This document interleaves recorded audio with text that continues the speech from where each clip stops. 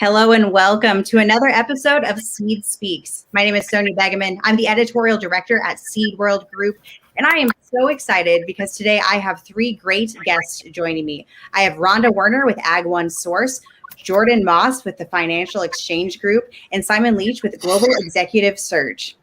Now, each of these guys have different roles, but they all are recruiters. They help people find talent for, whatever part of ag they need, whatever position that they need. And today we're talking about a really important subject. The job market is tough right now. Undoubtedly, it's hard to find good talent. It's hard to attract good talent. But in addition to that, it's also, how do you craft the offer? How do you, when you identify that good candidate, how do you create an offer that makes them not want to say no? And so, Simon, I actually want to volley to you first. I know that you guys at Global Executive Search recently deployed a survey where you talked about salaries and you talked about how to do job offers and things like that. So, Simon, what were kind of the key learning points that you had? Yeah, well, we did a survey mainly. Let me give you some context. We spoke to 396 executives, mainly in the US, in the ag tech kind of space, essentially. And I think when it came to some of the kind of insights, just one insight to share very quickly. It was quite incredible. Actually, women are the highest. They're a small but mighty force within agri-tech. So they're actually some of the highest paid within the sector. So that was a really kind of surprising kind of fact for us when we, when we did the analysis and research. But I think when it comes to kind of making offers, I think we did a benchmark of salary kind of compensation across the sector. And what we generally found is there is a little bit of guesswork normally involved with making offers and finding the kind of salaries that people kind of use for those offers. So we kind of collated a guide which gave kind of clear benchmarks around what some of the salary kind of ranges were, as it were. So I think one of the biggest challenges we see is maybe organizations not having a kind of clear view on what the market pays for the kind of roles they're hiring for. So that's probably the biggest issue, I think, to start with. Mm-hmm, mm-hmm. Yeah, there's always room for education. It sounds like some learning, and hopefully we can shed some light here. Rhonda, I'm curious. So, if we were to compare ag salaries for various roles, that maybe the role is similar to what you would see in pharmaceutical or what you would see in more of a tech industry, are ag salaries competitive, or are they higher or lower compared to some of those other industries? The other industries, yeah. I don't work a lot in the tech side of things, so I don't necessarily have a good comparison to that. Or outside of ag tech. But, I do come across pharmaceutical reps and other folks who have some ties back into that. I would say a lot of folks are pretty competitive. I mean, I think there's no doubt there's some of those companies who are paying more than ag, but I think we've come a long way. I mean, since I've been recruiting for the past 14 years, we've really seen salaries come up a lot in the ag field. So I think there's a lot of competitiveness to some of the other industries that you just mentioned. Obviously, there's some holes where there's not, but that's pretty similar in all industries, I would imagine. But I think for the most part, we're close. We're in the mix. We're not going to be the top, but I don't think there's a huge discrepancy that I have seen. Yeah, absolutely. Now, Jordan, we know that offers are more than just salary. Money is important and title is important, but that's not the only thing that we're bringing to the table as companies anymore. So what does a well-rounded offer look like in today's world? Yeah, absolutely. So what you said about offers not being all about money, that's definitely the case. And I think that's definitely the case in agriculture. Offers in agriculture, it seems like the people that work in this field, whether it's production agriculture or whether it's ag tech, whether it's with the ag chem companies, there's a purpose behind what they're doing. So, the money does have to be there. People aren't going to typically put themselves in a worse financial situation. But in regards to, what was the original question? What a good offer looks like? Yeah, what's a well-rounded offer with benefits and flexibility? Yeah. Okay. So, I mean, a lot of the offers look the same. And as long as the money makes sense, and, if it's a startup, the startups that I work with in ag tech, a lot of the offers do include equity. And that's always nice because you have some skin in the game. But I think, the benefits typically always compare and the salaries always compare. So a well-rounded offer is one where the candidate thinks that, it's going to hit a few of those check marks as far as their career goes. Is there going to be growth involved? That's the one thing that I'm seeing, that people are in positions, especially around agriculture, where individuals have been there for 5, 10, 15 years, and there's not growth unless that person leaves.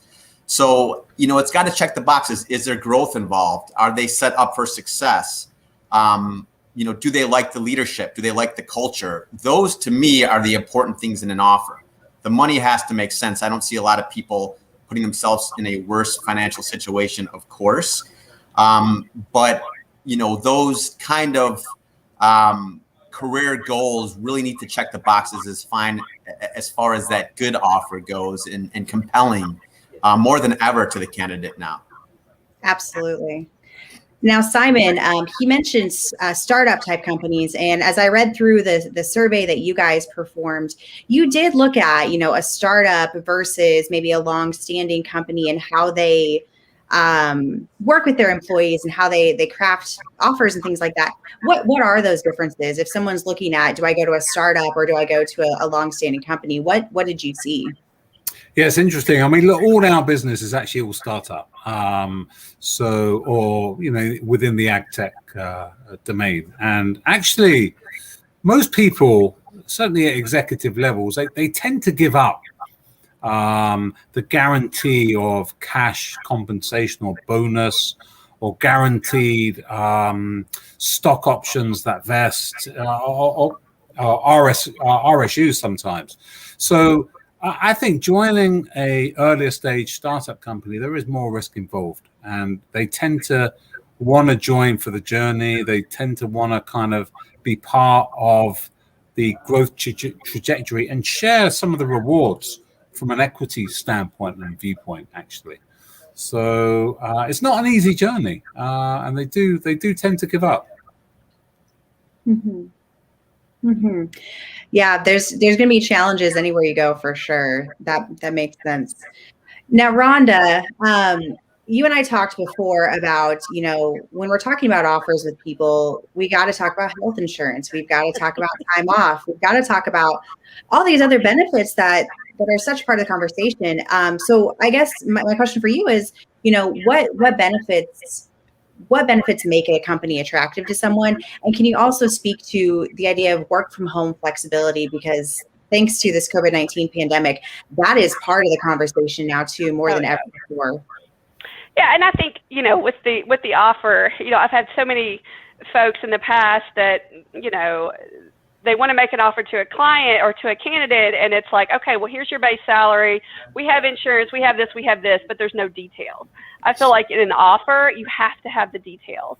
Yes, there's a lot of similarities to insurance packages, but I've also seen some that cost an astronomical amount of money to an individual or a family if it's a family plan.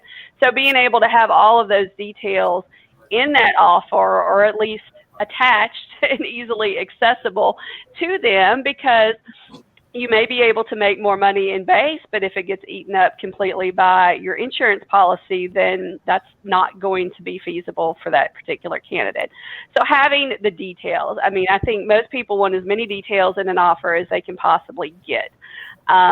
So whether that's insurance or other benefits, I've seen things like not health savings account, but like health and fitness allowances. Okay, so it's important to us that you want to help take care of your health. This is going to help the health insurance cost side of things. So we'll give you $300 a year towards your YMCA fees or whatever. I've seen pet insurance. So there's a lot of fun things that people can throw in there, but at the end of the day, the basics are what's core, I think.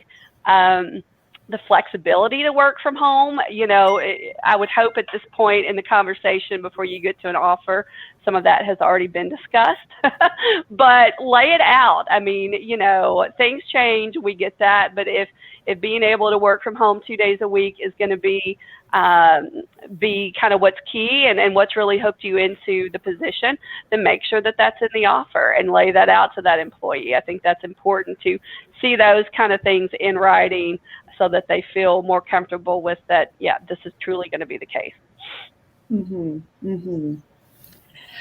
Now, Jordan, we had a really interesting question come in from our audience, and I think I'm going to want all of your perspective on this, but I'll start with you, Jordan.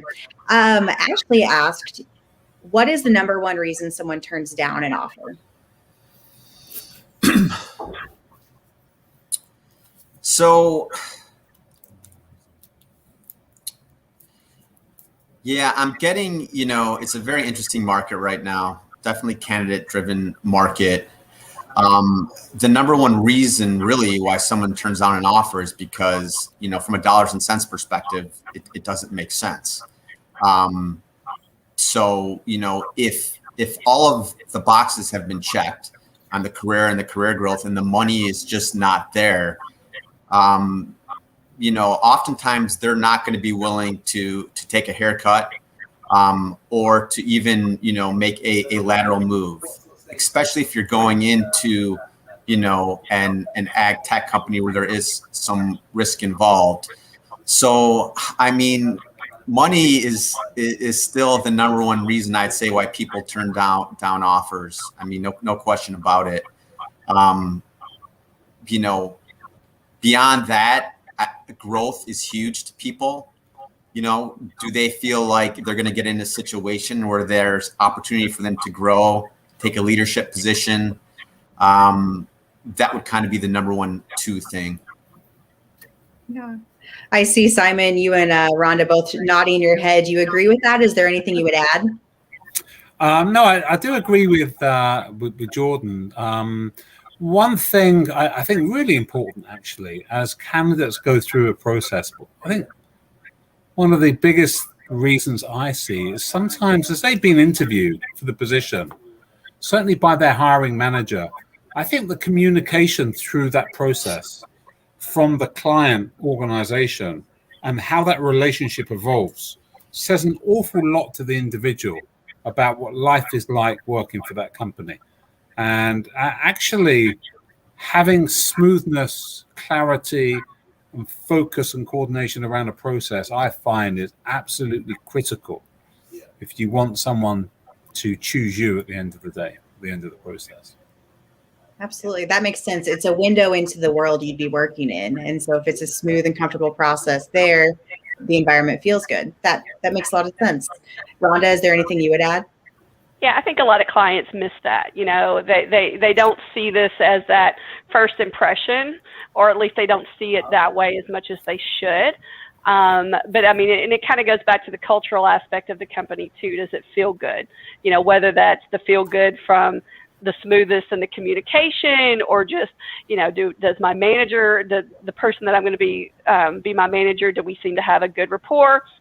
So there's a lot that goes into it. I mean, money is key, but I think, that first impression, how the process has gone, if they're working with two different companies and somebody else has given them more of the warm fuzzies, then, that's where they go a lot of times. So. Mm-hmm. Well, I think you just said something that speaks to this job market right now. If they're talking to more than one company, there's a lot of people hiring right now. It's super competitive to find the right candidate. And, Jordan, I've been through interview processes where it took 2 months for me to hear back from anyone just to find out if I got an interview. Then it took another month after the interview to find out if I got the job. So we're talking 3 months. I've heard timelines more like 6 months for some companies. That's pretty long. In today's market, Jordan, can you really get people? Can you get the right candidate with those longer timelines and what needs to be done? I mean, it goes along kind of with what Simon says about the entire process. And when a candidate enters the interview process, there needs to be constant communication. There needs to be, clarity and understanding of what the candidate is getting themselves into. And the timeline has got to be quick and efficient, especially in today's market. People are getting multiple offers. And when a person's engaged in an interview process and communication breaks down like any other relationship or any other sale, they lose interest. Other people start knocking on their door. So if you are engaged with a candidate and you're the client, I mean, it's definitely vital to get it done in an orderly process. You don't want to race to it because, that doesn't look good. And I feel like, maybe the candidate might not be getting the entire picture. But, as long as there is communication about the next steps and it's done in an efficient manner, you're going to be able to onboard that candidate. But if it goes on without communication for days, a week, and if the process takes a few weeks, it's going to be a tough sell these days to get people onboarded. Absolutely. That reflects what I'm hearing from the industry too. It's, you got to be fast, you got to be organized, and that's tough because that's not the timeline we're used to. We're used to it's, what can the candidate do for me? And now it's almost a reversal of that. What can the company do for the candidate because it's so competitive? Now, Simon, I want to actually jump back to something you mentioned at the beginning of our call here, and that is, knowing what to pay someone is a struggle for emerging industries and for a lot of industries. And so how are you advising your clients to get that data, to get that competitive information so they know, okay, I need to pay at least X amount just to beat my competitors?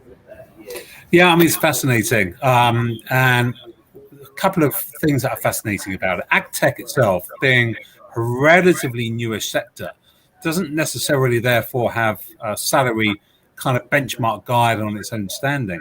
And what I've generally found is some organizations use almost like life sciences data, and then some use more food and some use more general VC data. And I find that they scramble around trying to really locate and find that benchmark data. And I went through a process of actually getting all the data myself. It was quite a long, laborious process, talking to 400 odd people. But what I've kind of really wanted to create was the first kind of salary benchmark data of the ag tech industry that we could then kind of create and put out there, as it were, and use that, because I find that a lot of hiring managers and board members are looking for that information. And, it's important to them. And up to now, it hasn't existed.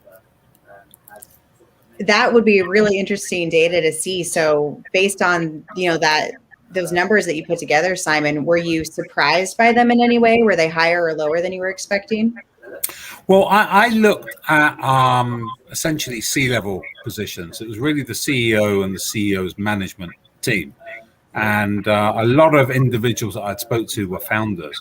And I'll tell you one thing that I really admire the journey of the founder, the CEO and the founder, because invariably they're giving up a lot of cash early stages and invariably paying more to the people they bring on in their team, basically. And it sometimes takes a while for that to get rebalanced. So essentially you've got the CEO with the pressures of the world on their shoulder, kind of really building the venture, but not really getting paid for it, to be honest. So everything is in the delay, everything is in the future of the equity and the valuation and the possible kind of exit. So I was surprised at that, how much they give up actually, and how much they really commit to their journeys actually. And it just made me really kind of empathize, even more with the kind of journey they're on, essentially. Yeah, that is really interesting. You have to really believe in your cause for that, which if you were someone considering the company, that would be encouraging to think that your CEO believes that much in the cause. So really interesting stuff, Simon. Now, Rhonda, you and I talked a little bit about a week ago about, part of the hiring process is before you even talk to a candidate, it is the job posting. And so how detailed do you get on that job posting now? Do you put a salary range of what people can expect? Are you stringent in, we have to have these qualifications, we have to have this experience? How detailed do you get in that job posting about not only the requirements of the position, but what the candidate can expect as well? Yeah, I mean, I think it's a combination, because job descriptions can be very boring and just very regimented. And so if you don't have the why, that's kind of the key thing for us. Why would somebody want to come work for this company? I mean, you can look at any different role, and a lot of them is the same job description. So, but why would I want to take this job description and apply for it as opposed to this one over here for the exact same job? So for us, it's really explaining the best that we can why you want to work for that organization and what they can bring to you. And I think that's what everybody wants to know, right? It's not just the job, it's the why you should want to work for them. So that's key. But I mean, the other details have to be in there too, right? I mean, if they have to have a certain kind of degree, if they have to have a certain level of experience doing this, and this, I mean, that's stuff that we put in there, but you really have to craft it in a way that gets somebody excited about wanting to apply for a job. I mean, honestly, at the end of the day, people who apply direct are probably fewer and further between than who we go out and try to find for the job, but we're still explaining the why. And that's important, whether it's written or whether it's the story that I'm telling when I talk to somebody. Mm-hmm. Now, Jordan, Rhonda just spoke to something that we actually hit on a little bit. I think it was 8 weeks ago, believe it or not. And that's the idea that passion can drive people's decisions more than anything, whether someone's passionate about feeding the world or passionate about trying to make a positive difference in the world of climate change. We know that passion is a really important part of people's decisions. So, Jordan, when you're helping your clients talk to candidates, how do we tap into what a person's passion is and help them understand how that passion can be met with the purpose of the company? Yeah, absolutely. I mean, I think it's up to the recruiter to really understand the company and understand the company's value, so that when they go out and tell the story to the candidate, they're portraying, what the candidate could get excited about and what the candidate could feel passionate about. It's almost in the question that Rhonda answered about the job description. The job description is good because it's, it gives you an idea of what the job is. But if you use a recruiter, we begin to understand, what type of impact you want the person to make, or what type of characteristics you want the person to bring to the table. And these things are very important. Passion is something that I love about agriculture, because yes, people need to, to pay the rent, and people need to buy food, and people need to make enough money to live. But people are in it for more than money when it comes to agriculture. There's a purpose behind it. And the passion I love. And it is important that people want to know that if they're going to be passionate about a product or a service in agriculture, that it's going to actually help part of agriculture, whether it's, the producer, whether it's transportation, or whether it's more transparency into prices or quality. Like, people have to be that want to work in agriculture. And if you're going to make a move, they have to really understand, why they should be passionate about it, and hope that it really addresses some problems and helps the industry. But it's a great thing that I love about agriculture is time in and time out, no matter where you are in the supply chain, people are passionate about this industry. And there's, there's so much technology, and there's so many enhancements being made, which is important and it's vital, when we talk about, the macro elements of what's going on in agriculture. But, and also in regards to passion, the employers are looking for someone that's going to be passionate and pour their heart out into what they're going to do by asking the good questions, by really doing the research. So, recruiting is not, you're just not, a cog in the wheel anymore. You just don't work for a manufacturing company and then, bring your talents over to another manufacturing company. There's a passion, and there's a drive, and there's an intellect that you're getting when you bring a candidate over.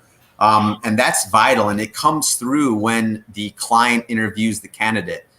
You have to be passionate about what you're going to do. And, it's what I love about agriculture. A lot of passion, but very vital in the job selection process. Absolutely. For both sides. Oh, yeah, absolutely.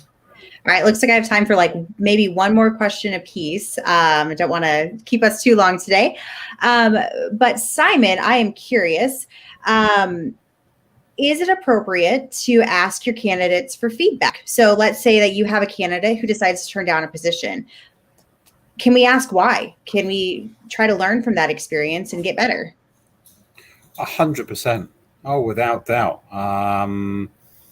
Yeah, I mean, all feedback is good feedback, even if they've turned the job and, your position down, actually. So, I think any stage of the process, feedback is key and critical and can help organizations. There's just one thing on what I think organizations could do a lot better, by the way, around this. People are in the frame that they can just post a job and expect the world to come to them.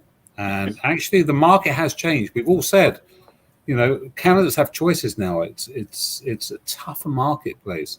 And what I would say is organizations, they take approach of what I call talent talent surplus. They think there's a talent surplus out there. And actually, there's a talent scarcity. And I think the companies that take an approach of talent scarcity and are therefore more proactive around hiring are the ones that are ultimately more successful. Yeah, really good point there. Really good point. Now, Rhonda, my last question for you is, do we see a difference in kind of the generations? So millennials versus Gen X versus whatever boomers are left in the workforce. And then we have the Gen Z coming on up. Do we see a difference from them in how they approach taking a job? Yeah, I think be careful with this one, Rhonda. It's all stereotypical, right? No, nobody fits in a specific pocket. We'll start with that. But I think the younger generations want more information up front, right? They want to feel like they're making a difference as well. Not that those of us that are 40 and above don't want to make a difference, because we do.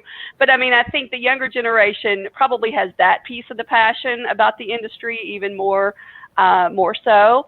So I think, having an offer or being able to entice them with, telling that story as to what they're going to be able to do, why this is going to help make a difference, giving them all the details. I mean, yes, people talk about, well, they don't want to work, or they want flexibility, or they want to work crazy hours, the younger generations. And I don't think that's totally the case. I think we'd all love more flexibility, but just being able to explain everything and just know things up front, I think that's really what the younger generation especially demands and needs. But everybody really needs that at the end of the day. So I think you can cover all your bases if you just really get into the whys and give all the details. That's really what's key. Absolutely. Transparency is that magic word, I think. Yeah. All right. And Jordan, my last question is for you. And that is, what is the number one best thing companies can do if they are trying to recruit talent? And I'll probably have all of you answer this actually really quickly. What's the best thing you can do to find good talent? Yeah, we kind of touched on this, but, my recommendation would be to find a great recruiter, and then, really have some good conversations and help introduce the company to the recruiter, so they're just not out there just trying to fill roles based on a job description, right? Like, it's all about communication, and recruiters can be very effective because they can begin to understand, what type of contribution does that client want this person to make? And you can't tell that just from looking at a resume. So if you have good communication and you really, what Simon says, I really like when Simon talks about the market, but there's a lot of jobs out there. There's a talent shortage. There's just not tons of talent out there. So great communication and really helping, making a recruiter your best friend and teaching the recruiter about the company and introducing the recruiter to people. It's going to make us more effective. So when we go out and recruit for them, it's going to be a win-win. Absolutely. Rhonda, Simon, do you guys have anything to add? Simon, you can go. Okay. I was going to say, get your value proposition straight, first of all, basically. Get your process nailed down, efficient and effective. Get your offer package kind of sorted, beforehand, as it were, and be proactive. So partner with, whether it's your own internal talent team or or a recruiter, but go out there and be proactive. You have to attract talent to the role rather than expect talent just to come to you. Yeah. And I agree with all of that. I mean, it's communication, it's being ready. I mean, we're in a market where candidates are talking to multiple companies. If you want to make an impact, you need to have your ducks in a row, period, and be ready. Sounds good. Well, guys, thank you so much. This has been fantastic advice. I have learned a lot. I hope our viewers have too. So thank you, everyone who joined us. Thank you, Rhonda, Jordan, and Simon, for your time today. I want everyone to be sure to stay tuned next week as Alex Martin talks to us about how to create a warm and encouraging culture whenever you've had a major change. Maybe it was a merger, maybe an acquisition, maybe you've had some sort of restructure within your company. How do you encourage your employees to still have buy-in and still be excited, even though they've undergone a lot of change themselves? So that'll be next week, episode 10 of Seed Speaks at noon Central Time on Wednesday. Thank you so much, and we'll see you then.